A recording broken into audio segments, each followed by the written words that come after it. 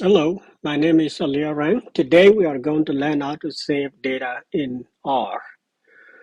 So in our previous lecture or video, we learned how to perform data wrangling with dplyr.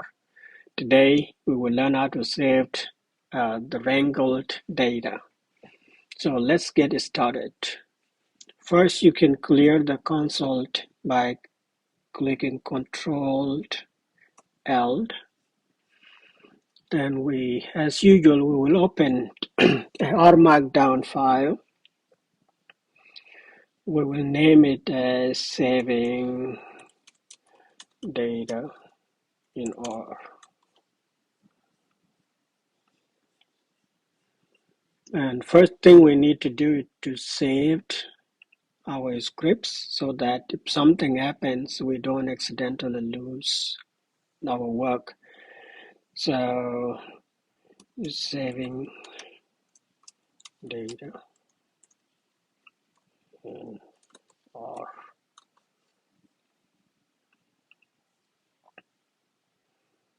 And let's see. So yeah, we have saved it here. So this is what we have. And then now let's go ahead and clean this up.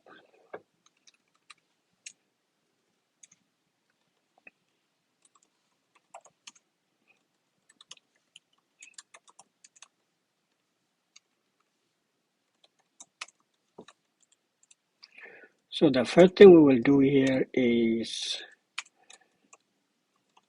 load the libraries that we will work with, but I'm loading them in the global setting. So inside here, we need to suppress messages. We also need to turn off warnings. And I like to line it up. And now let's get rid of this. And so libraries,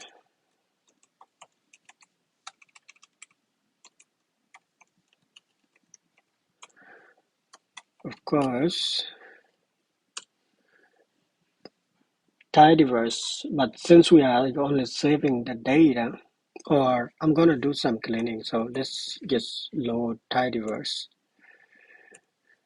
and load vroom and then read, no, let's say writexl, and let's run it.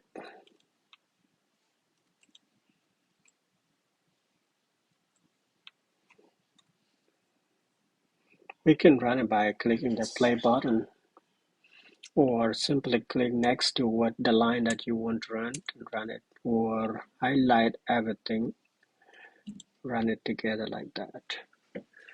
And next, we will first import the data, look at it, make sure it's clean or it has been wrangled, and then we save it.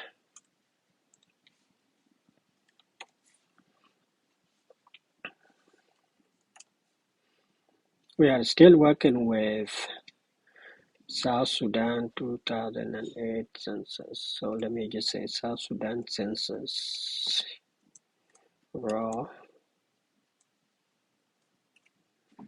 and I think what we will do is give it a path, and then let's go to where the data is. We will still be working with the multiple sheets data. And then now, let's say South Sudan census raw, and so it's path,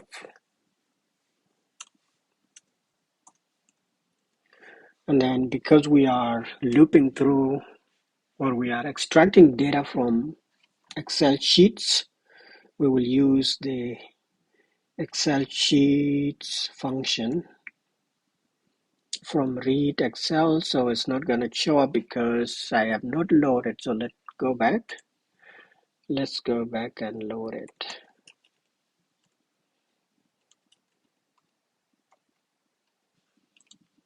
Okay. And then here it will show up now.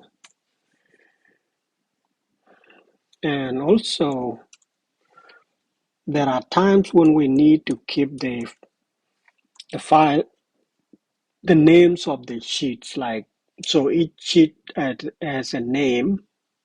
In some document, in some Excel files, it could be a number. But in our data set, we have given each sheet a specific name. So we need to use the name and a set underscore names function. Then now we are going to pull the data together using mapped underscore df from per package. We'll give it a function that we want to use is readxl, and then give it a path, and then the dot id. Although in this data we don't need the ID, we don't need the sheet names, because the sheet names are already contained in the data set itself. But I'm adding it here for learning purposes. So let's run it and see if it's going to run. So it seems like it ran well without any issues. And I can just simply print it like that. But so we see here our data set is made up of 450 observations or rows and 12 columns. So next thing, we are going to use a function that we created last time when we were doing the data wrangling to transform our data. So let's say transforming the data. And that function is here. And so what I'm going to do, I will source this function.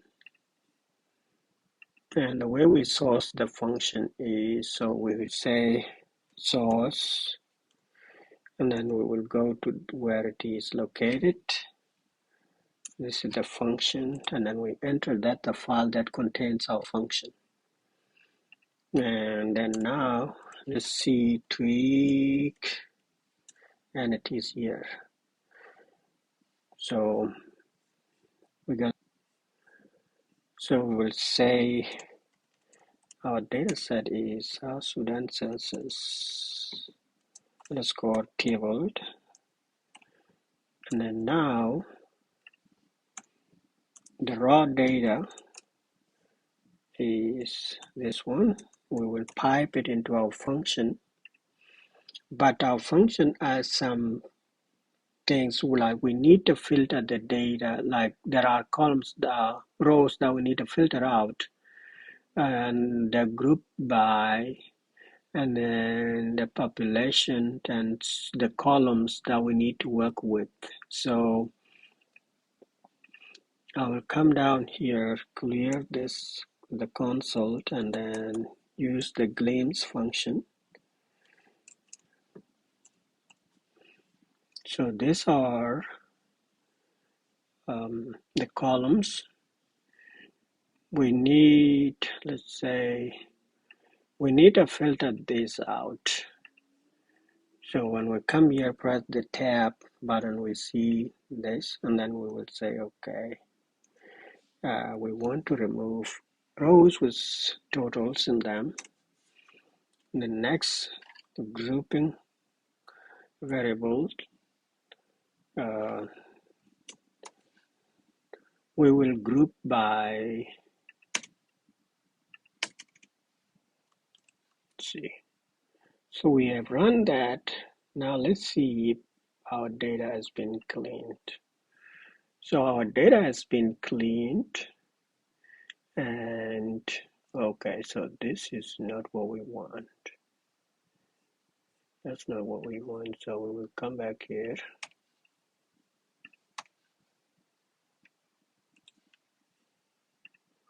Yep, and our data now is clean. So what we need to do now is to save the data.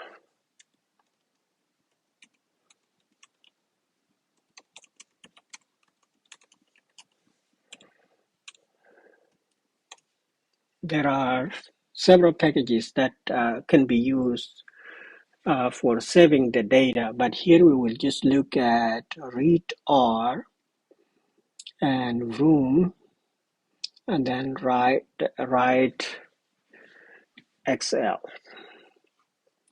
So first we will use the readr package.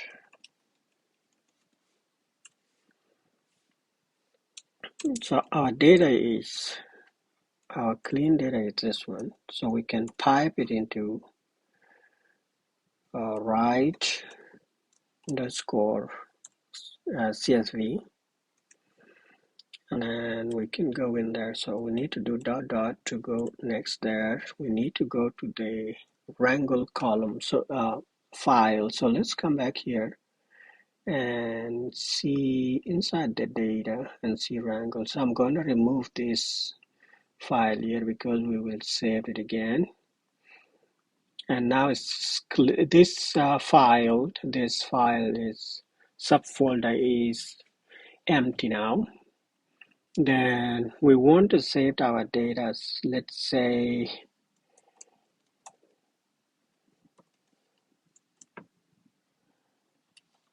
data table that CSV, and let's enter that. And now it's here. Okay, so this is how you save the data with write underscore CSV from readr.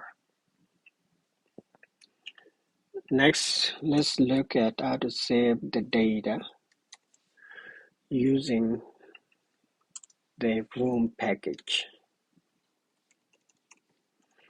It's the same thing, except that vroom is a little bit faster when working with a large data set. And then we will pipe it into vroom underscore write. And so we do dot dot, we go into data to the wrangled, and then we will do the same thing. And I will add vroom at the end, maybe vr for vroom, to differentiate it from the file that we have already saved. Another thing we need to do when we are using the vroom package is to specify the delimiter. So delimiter that we are using is the comma, and then we enter, and we have saved it here. Third is saving the data with,